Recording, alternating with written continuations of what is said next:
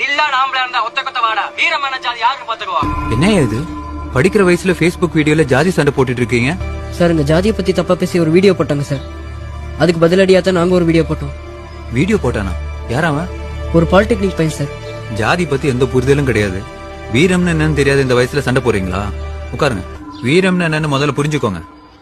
இப்ப நான் கிளாஸ்ல டெஸ்ட் வைக்கிறேன்ல, நேர்மையா படிச்சவன் தலைய நிமிந்தே பார்க்காம கொஸ்டின் என்னன்னு தெரிஞ்சுக்கிட்டு விறுவிறுன்னு எழுத ஆரம்பிச்சிருவான்.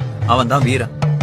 ஒண்ணுமே படிக்காதவன் நம்ம என்ன எழுதினாலும் ஃபெயில் ஆயிடுவான்னு தெரிஞ்சு பேரை மட்டும் எழுதி பேப்பரை மடிச்சு கொடுத்துருவான். அவன் தான் கோலை. இந்த அறகுறையா படிச்சுட்டு பிட்டை வச்சுக்கிட்டு அடுத்தவன் பேப்பரை எட்டி பார்த்து பாஸ் ஆயிடலாம் நினைக்கிறவன் தான் பாசாங்காரன்.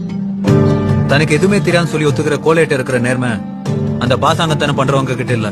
உண்மையை ஒத்துக்கிறதுனாலயே கோலை வீரனா மாறதுக்கு ஒரு வாய்ப்பு இருக்கு. ஆனா தன்னை நேர்மையானவனா காட்டிக்க நினைக்கிற பாசங்கக்காரன் ராஜதந்திரன்ற பேர்ல தன்னை சுத்தி இருக்கிற எல்லாரும் ஏமாத்திட்டு இருப்பான்.